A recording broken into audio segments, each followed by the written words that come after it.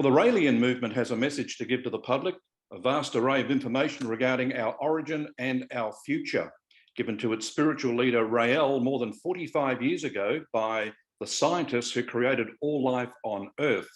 Leon Ariel Mellul is joining us now to talk about this extraordinary message. Hi, Leon, how are you? Hi, Dean. Nice, thank you. This is quite an incredible story. I've gone through a lot of the notes that you sent me, but the encounter firstly happened in 1973. Can you talk about that? Absolutely. On December 13, 1973, it was a man that was a journalist in Sport Cat magazine, and he got the feeling to go to a certain place, which is an old volcano in France. And he had work to do, and all of a sudden, when he climbed up there, it was a little bit chilly, and he asked himself, what I'm doing here? I have work to do in my office, and he was going to leave. And all of a sudden, he saw something shining from the sky. He thought it was an helicopter at the beginning. Then some flashing light, and there was no noise. And he didn't move because he realized it was a spaceship. Then he saw a ladder opening and 2 feet coming down. And at the beginning, he had the impression that it was a kid because the person that came out of the spaceship was about between 1.35 meters and 1.50 meters, maybe not that much.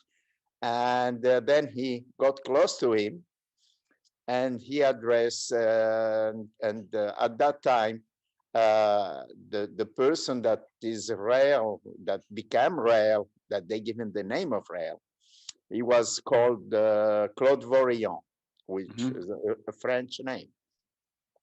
Then he asked, do you speak French? And the extraterrestrial replied, I speak all languages on Earth. And you come here because we telepathically induct you to come here and meet with us because we have a very important message for you. We know who you are. You're married, you have 2 kids, you are in this and that, you have this profession and you like cars and all that. But here it's why we have been following you since a long time ago and even before you were born. Wow. He was really surprised and shocked at that time. He was, and extraterrestrial invite him to his crew. And he told me, we are the Elohim of the Bible. Elohim in Hebrew means those, in ancient Hebrew, means those who come from the skies, and are the ones that are called God in Hebrew, are Elohim, who is a plural name, of course. And he told him, we are the one that created all kind of life on Earth over 25,000 years ago. And we have a message for you. We want you to spread this message worldwide, to inform all populations and build us an embassy where we can come and give you our scientific heritage, of which is over 25,000 years ahead of you. Now, this embassy is the 3rd temple the Jewish people want to build.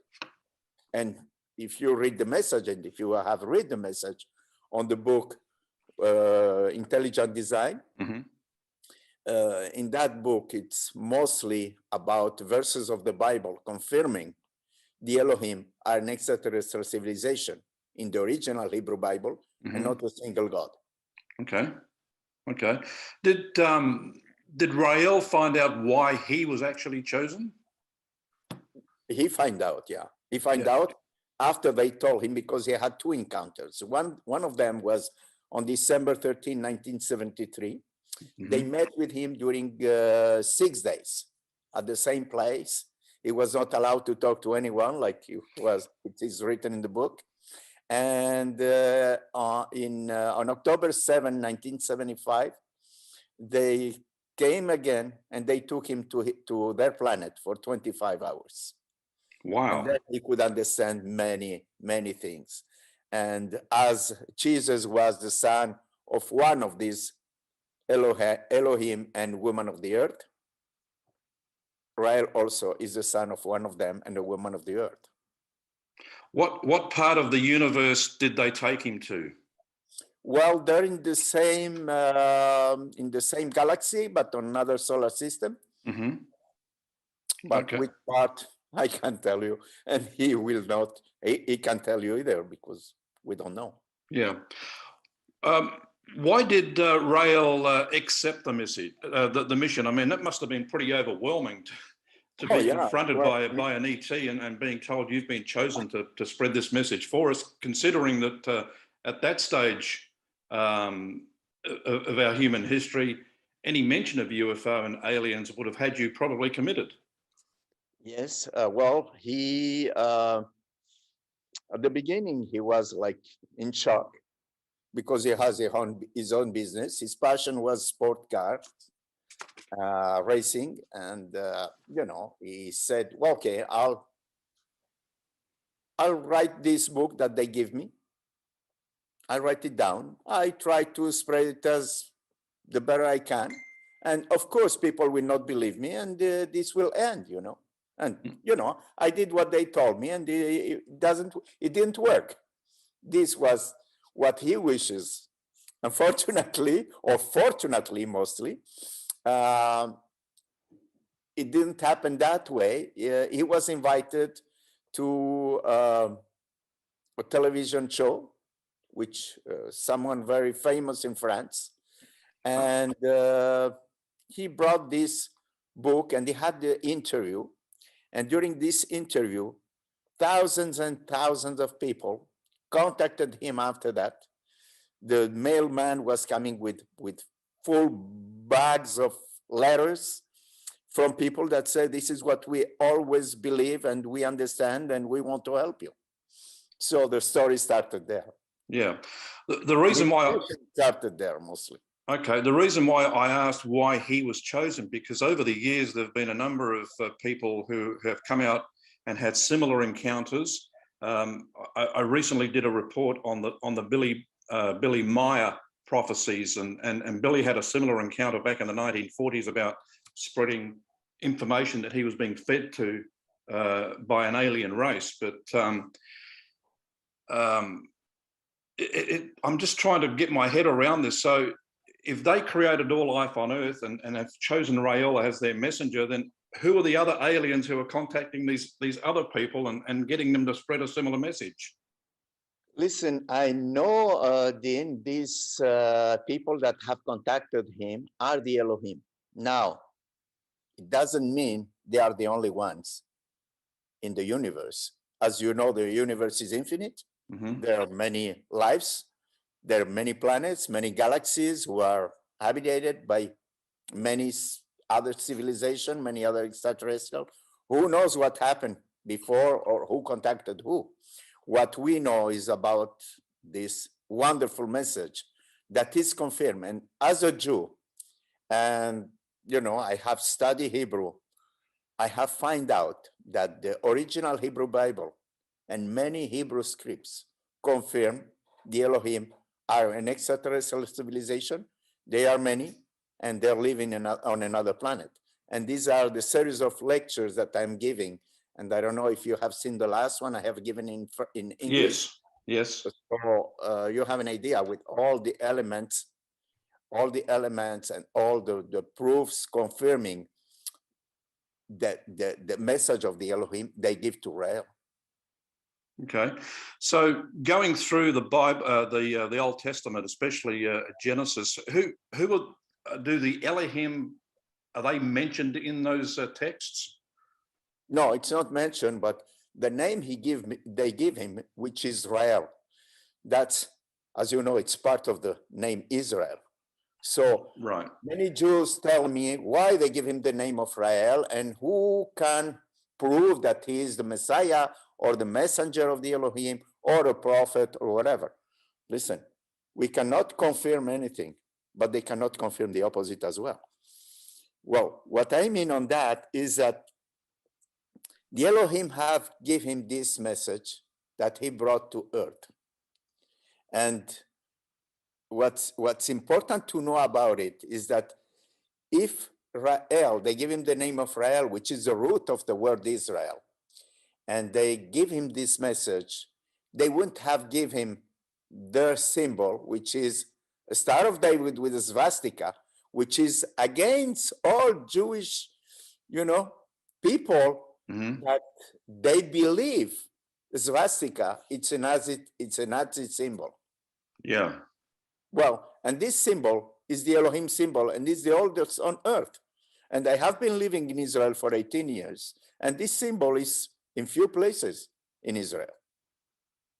Right.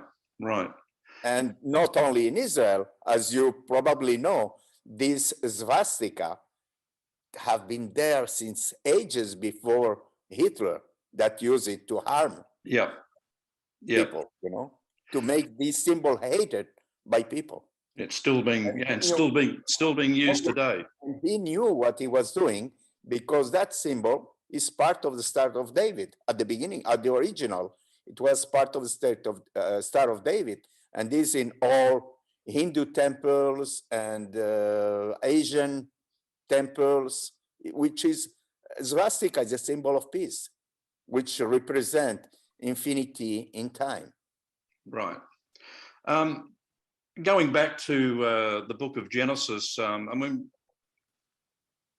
the fallen angels, are they part of this alien race? Sure. The fallen angels, which are the Nephilim in Hebrew, it means those who fall down. Right. And many Hebrew people, they tell you during my lectures, they tell you Nephilim are giants, which have nothing to do with giants, because Nephilim in Hebrew is those who fall down, and Anakim is giants, which is two different things. Did the ETs mention to Rael whether these giants were still present on our planet? No. According to what I read in the book, it was never mentioned any giants. Okay, so the start of Genesis, God basically said, let's make them in our image. So I'm assuming these aliens. Their image. Yeah, so I'm assuming these aliens look like us. Absolutely, they created us to their image and their likeness, as was written in the original Bible. Okay.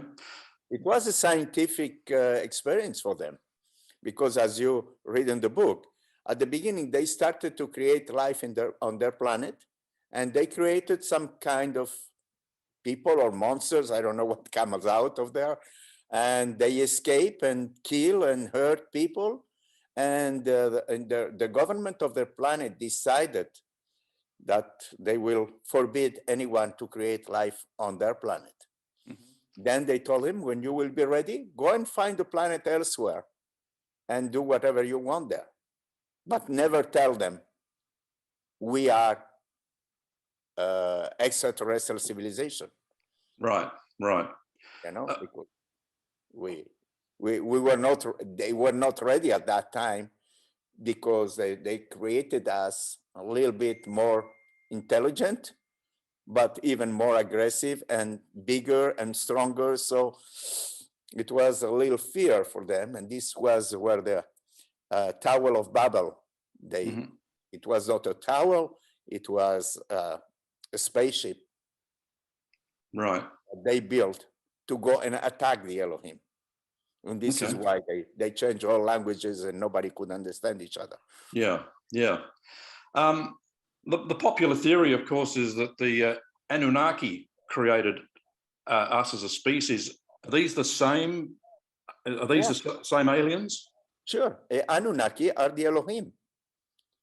And when even the Muslims, when they call Allah, before the Quran was written, it was Ellaha. Ellaha, which means Eloha. Eloha is the singular of the word Elohim. Okay. The Elohim, by other names that they've been given over the years, who are they known as in other religions? When the original Bible was translated, they changed the word Elohim, which is our Lords, or Adonai, which is our Lords, but our teachers, or by sir or lords by Lord, because of the idea that it was a single God. And this is where the whole thing mix up, because even in Hebrew, it's very mixed when they change the word Adonai, which they believe it's a singular, but Adonai is a plural. It's a plural of Adoni. And instead of saying Yahweh, they say, because of respect of the name, they always mention Adonai. And this mixes them up completely, because they think Adonai is singular, and they, for respect for Yahweh Elohim, which is the most important of all the Elohim, they don't mention his name. Right, right. So they created life on this planet. You know, there's a lot of religions on this planet, and it's been a melting pot of friction from day one here on Earth. And there's been wars, war after war after war over the years. I mean, and a lot of the wars are caused by, you know, different religious beliefs. Absolutely. Was that their plan? I mean, if they wanted peace on this planet from the outset, why wouldn't they just create one religion? Well, I'm going to answer to that by telling you a little bit of Hebrew story. As you know, on the flood, they said, well, God wanted to destroy your life, etc., with the flood. Well, the Elohim, they saw after a while that their creation was a failure, that these people were very aggressive, they were killers, they were, you know, barbars, they were hating each other, stealing each other, robbing each other, and they decided to destroy all their creations. After the flood, they sent some atomic bombs that destroyed the whole thing, except Noah, and you know the story. And something I mentioned during my lectures is that, you know, there is no ship or vessel today able to contain so many animals, right, so many species, etc., etc. Even today, it's impossible. So, as you know, being our creators, the Elohim, they have a technology which is over 25,000 years or more than us, ahead of us. And they can put all the cells in a little box because they know how to manage that. Yep. And this is what Noah took with him on a planet. And it's written in Hebrew, the planet, the ark went above earth and not above the water. It didn't float on the water. It says above earth. Right. Something that fly. Then, when after the flood, the Elohim received a message, not a spaceship, but some message from their creators saying, we have created you and you have created other civilization.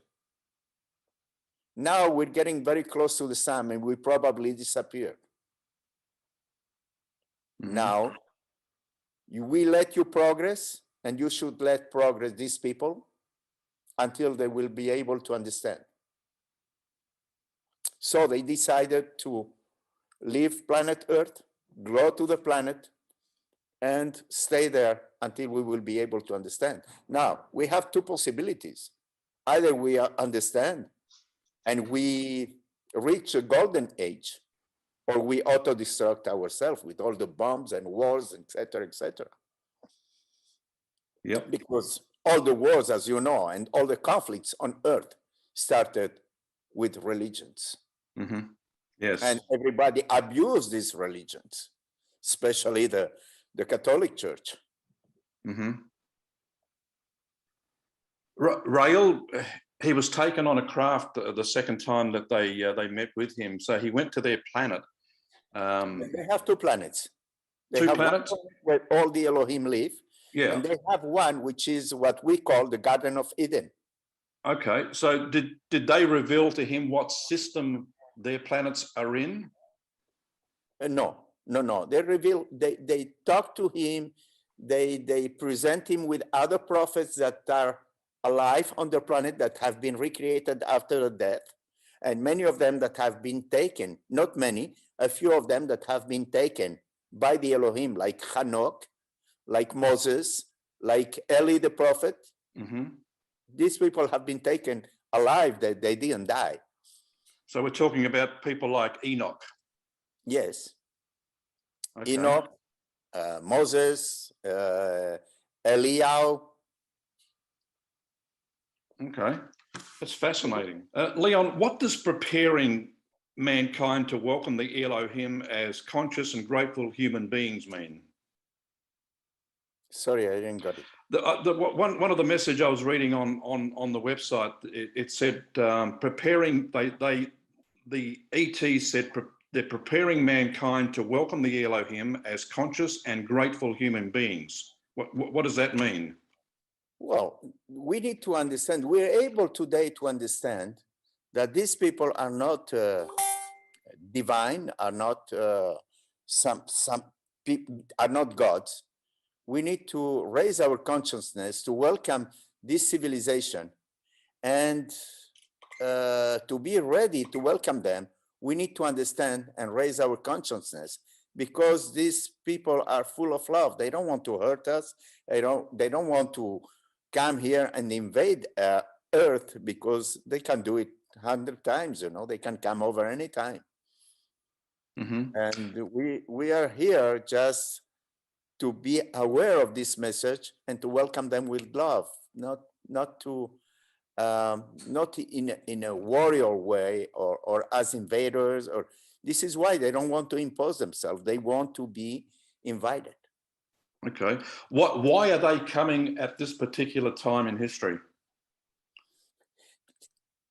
They will come between now and 2035, because now we're able to understand. It's time we raise our consciousness. We stop killing each other, hating each other, and loving each other.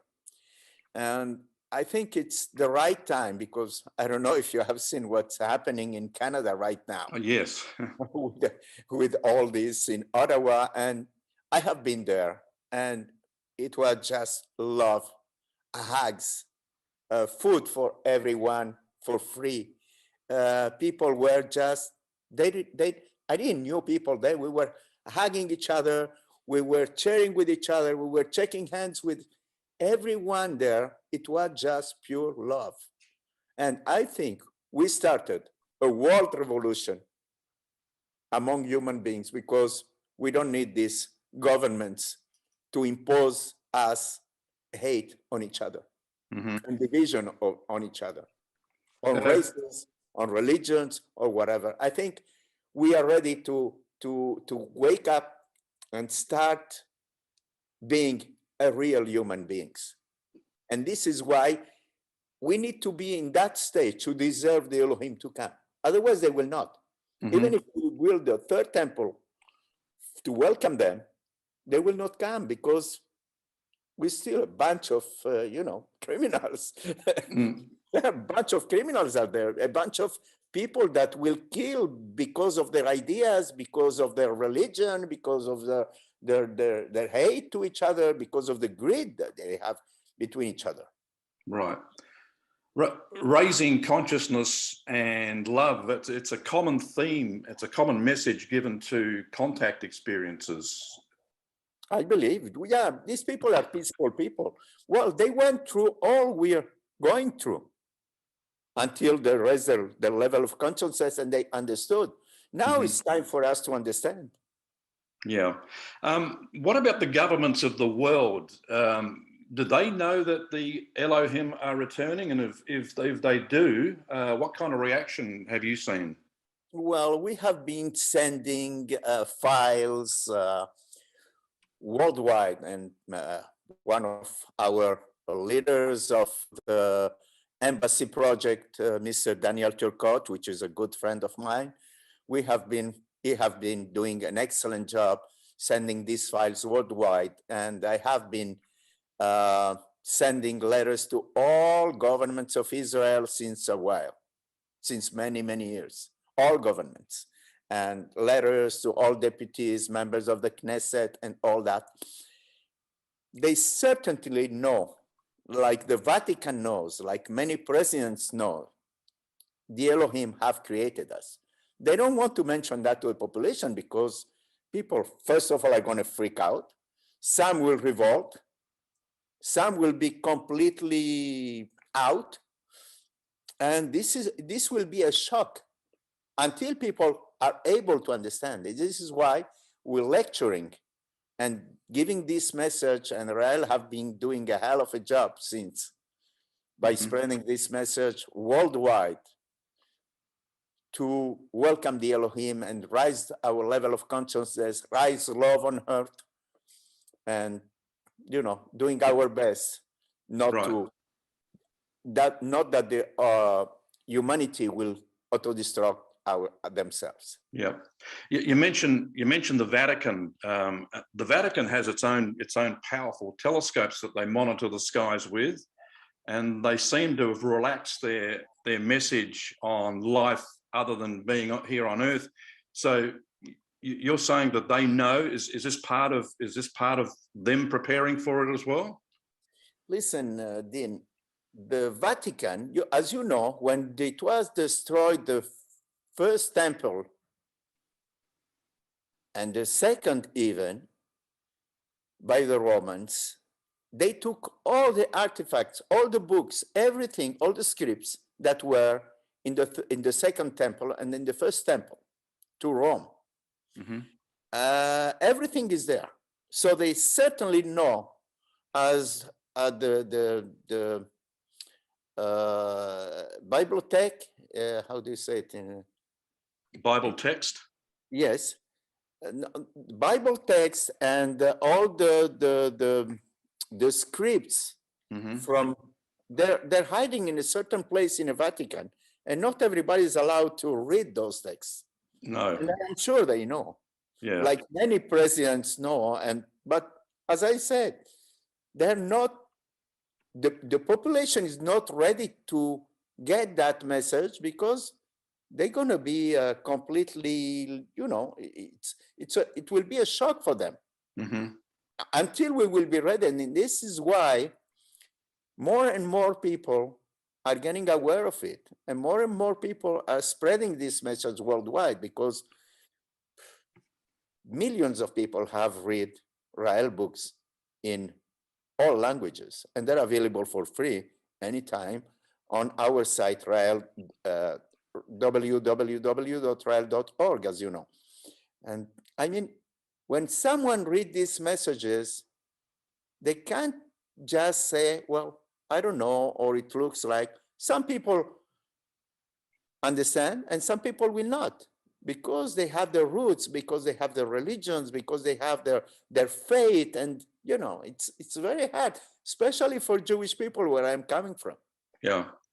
The fear of being wrong, the fear of not stop believing, because it's time now to understand and stop believing. I mean, especially with these lectures I'm giving in 4 languages, we have a lot of controversial answers, and we have a lot of people coming to the lectures. And this is fantastic, because I am proving by original Hebrew text, by the Tanakh, which is the Torah, that the Elohim are an extraterrestrial civilization. And I have been lecturing not worldwide, but in many, many countries for many years. And rabbis come, or people come, and they want to stop others to attend lectures, to attend our lectures. Why? At the beginning, I was shocked, because I said, I am inviting rabbis, and I will give a lecture in Hebrew on the same subject next Sunday. I am bringing here all proofs the Elohim are an extraterrestrial civilization and not a single God.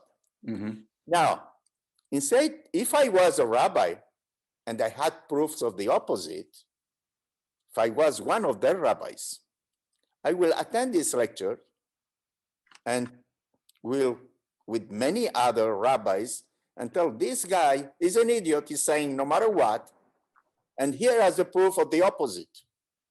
But instead of doing that, they come and they rent halls close to ours to make noise, and they bring buses full of children's Hebrew students to stop people from entering the hall. Wow. Why they're doing that? Why they're doing that? Because I can prove what I'm bringing, and I'm not inventing anything. I am bringing it, and I am proving it with original Hebrew books. And unfortunately for them, they cannot prove the opposite. So the only thing they can do is that just disrupt. Or I have been in Belgium, in Antwerpen, and I was surprised. Rabbis were coming into the hall and taking Jewish people out of the lecture. They didn't succeed to take many, but they came here. No, you're Jewish, you shouldn't listen to this. I mean, if you have something, sit down, bring your books, and prove that I am wrong. Yeah. But they don't do that. So there's pushback within the Jewish community. Of course. Because what's most important is that all the books in Hebrew are talking about Elohim in plural, and they even mention, as I mention it in my lectures, it is written clearly, they come from another earth, very far from the skies, Yahweh and all his elements of fire. Right. Jesus always talked about, on his return, when I return. Sure. Is this what he was alluding to? Well, when the Elohim will come, they will come with all the prophets of old, because these prophets are alive in the planet of the eternals. They live eternally among them. They deserve their place on their planet. And they will come with all the prophets, with Moses, with Buddha, with Muhammad, with Jesus. And that will be something, because if Jesus was today arriving and entering the Vatican, I'm sure they will arrest him. Mm-hmm. Yeah. Even if you say, I'm Jesus, okay, this guy is sick, let's put him in a hospital. Mm-hmm. It's just strange to hear that despite the divide between religions here on this planet, between the Christians, the Muslims, the Jews, the Hindu, the Buddhists, yet the head figures of all those religions are all living comfortably together on another planet. Oh yeah.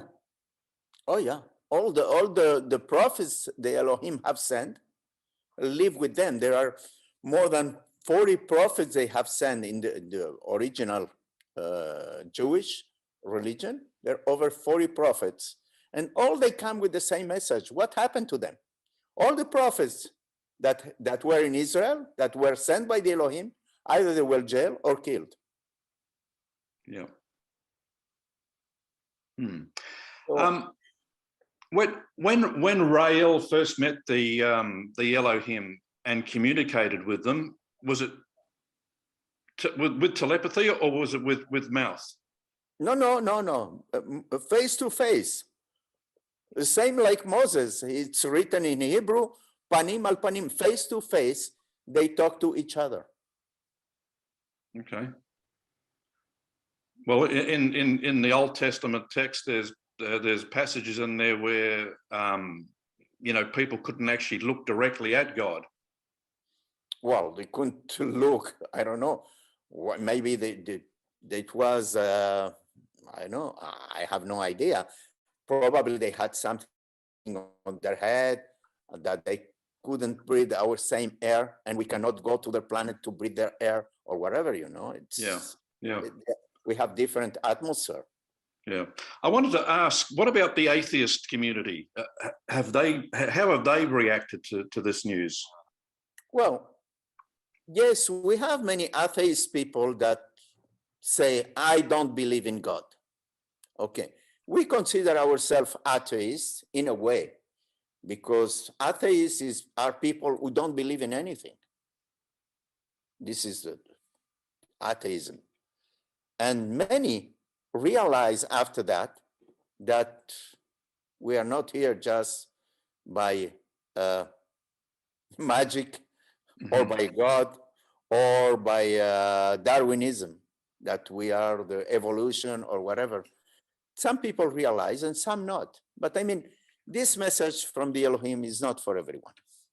I believe some people are ready to welcome, to get this message and develop it, and some others are not and will never be. Yeah, yeah. Provided everything goes according to plan, in 2035, and the Elohim come in their spacecraft, what happens to all the world's religions? Well, I would like to see that, Dean. Listen, if the Elohim, if we build this third temple, or as many Jewish people mention as well, that the third temple will come from the skies. So if it comes from the skies, certainly it's not a building, it's something that is flying. Mm-hmm. And if not, we will build this embassy, which is a third temple. And when they will come, people, I believe, will be conscious enough, or our leaders of governments, or our leaders that will make another system different from the rotten one we have right now, will lead people to peace, love, and understanding. And people will be ready. Some, of course, will never be, and will revolt, and will, but when they will see the Elohim arriving, and if a country already accept to give the land with extraterritoriality to build this embassy, I mean, they will recognize Rael as their prophet, and they will recognize the Elohim as our creators. Right. If they recognize the Elohim as our creators, this means there is no God. The mystery of God is over. And people will be ready. Of course, there will be people that will revolt. If you have probably, I don't know, Muslim people or fanatic people from all religions. I mean, I'm not only Muslim. You have Jewish fanatic, you have Christians fanatic, you have Hinduism fanatics, and we have all kinds of fanatics. These people will, but they will be a majority or minority. I don't know. But what will happen there? Probably they will be able to understand, or they will kill each other. Mm-hmm. I mean, it'll be something fascinating to see for them to arrive with. I think with all the prophets that they bring back with them, and then the Jews, the Christians, the Muslims, the Hindus, or something, look at each other and say, well, these guys are all hanging out together. What have we been fighting about all these years? The image they have given by painting Buddha or by painting Jesus or by painting Moses is not the same like they are. So maybe they think this is fake, or this are miracles. People still need miracles to understand, Yeah.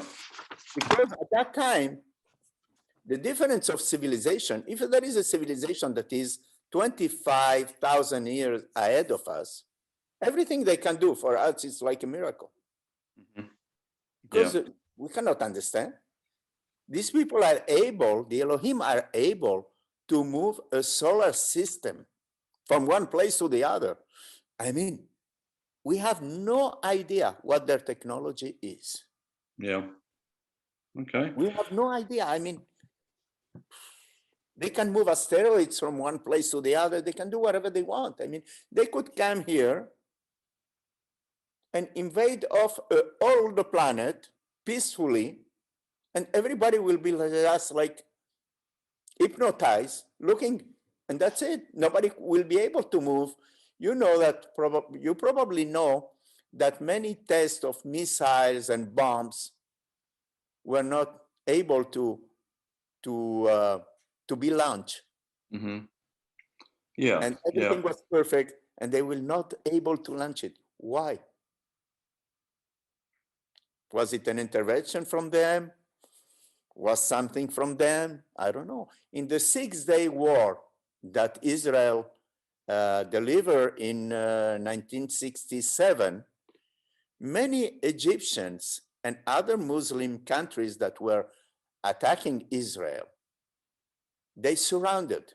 Mm-hmm. There were thousands surrounding to a group of maybe 200, 300 people. And they asked them why. They say, well, listen, you had thousands of people, and we had to run away, and we had to surrender. And they were, at night, we were in the Egyptian newspaper, still articles mentioning at that time, during the night, there were people coming up and down from stairs. Yeah.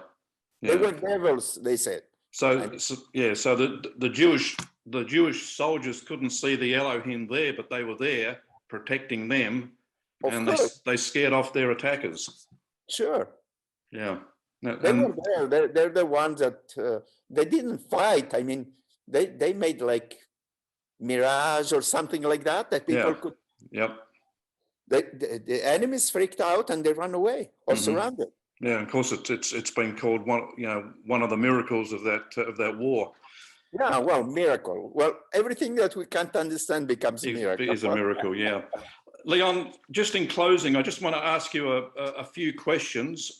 You've answered one about Noah's Ark, not being a boat, but an actual craft. So let me ask you 5 or 6 questions, and then we'll close it up. The first one, is death final, and do we continue living in spirit? The body and the spirit are one.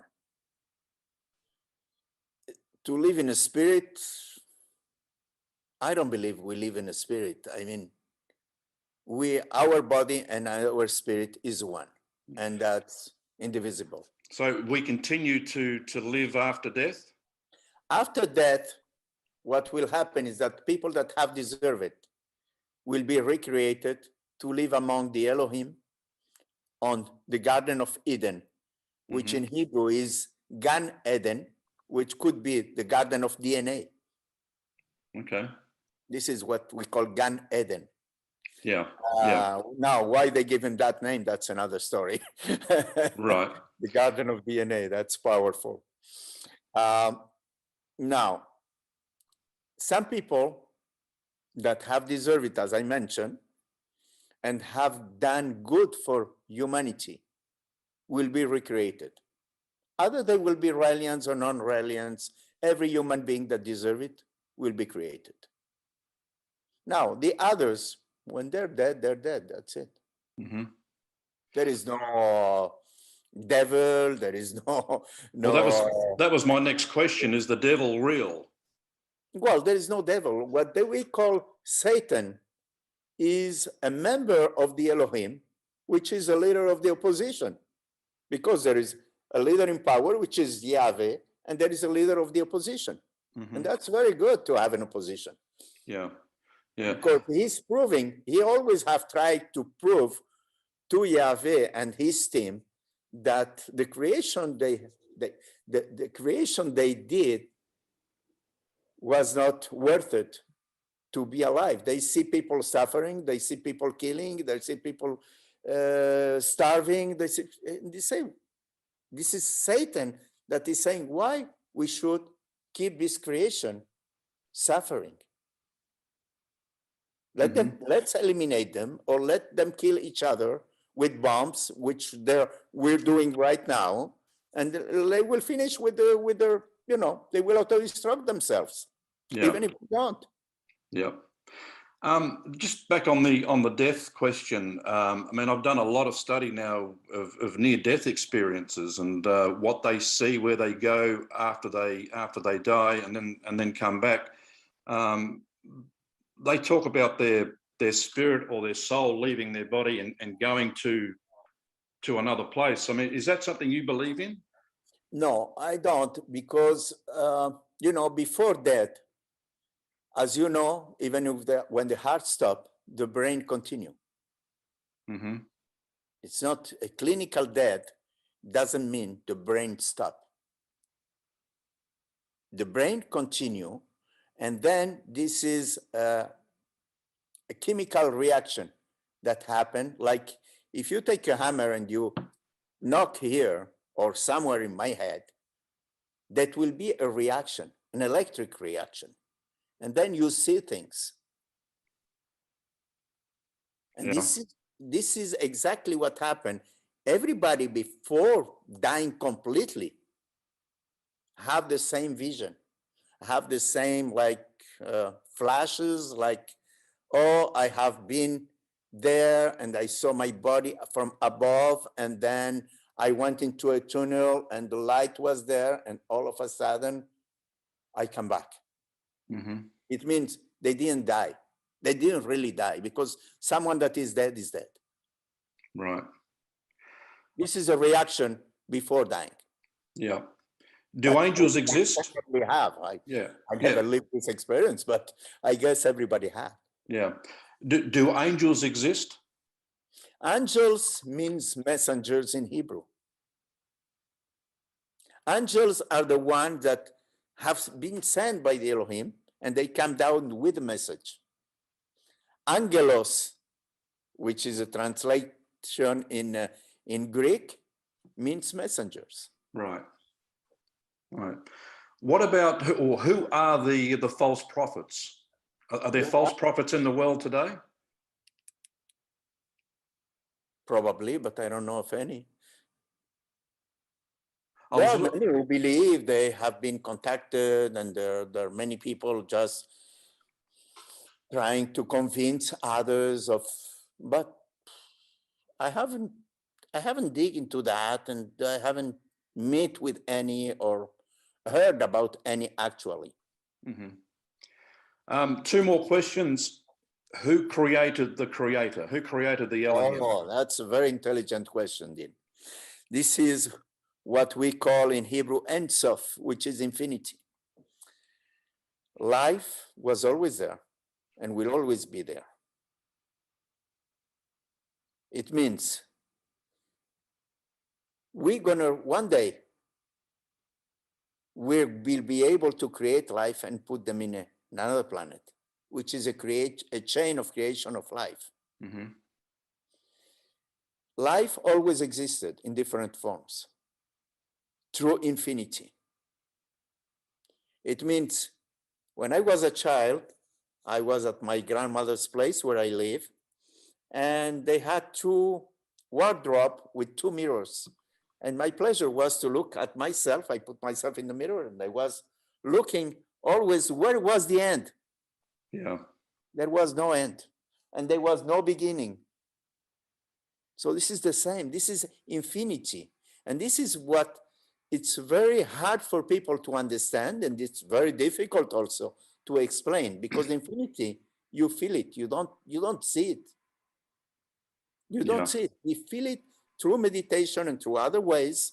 And what's most important about it is that if there is no end, like Ein Sof in Hebrew, which is mean infinity, there is no beginning also. Everybody believes, oh, a God created all this, but there is no God. Mm. This is something that it just hurts my brain when I try and think about, who created the creator, and I keep thinking about, well, how did life begin? Not life on this planet, but life anywhere. How did it all begin? I mean, there must have been something before life began. Well, let me explain this way. As you know, we're on the planet Earth, right? We're human beings living on a planet. This planet is on a solar system. This solar system is in a galaxy, and this galaxy is in a universe. Mm-hmm. And this universe is infinite.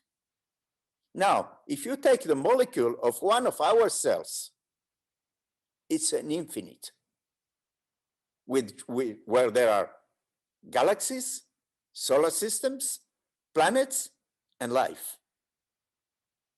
It means our body is full of every molecule of our cells.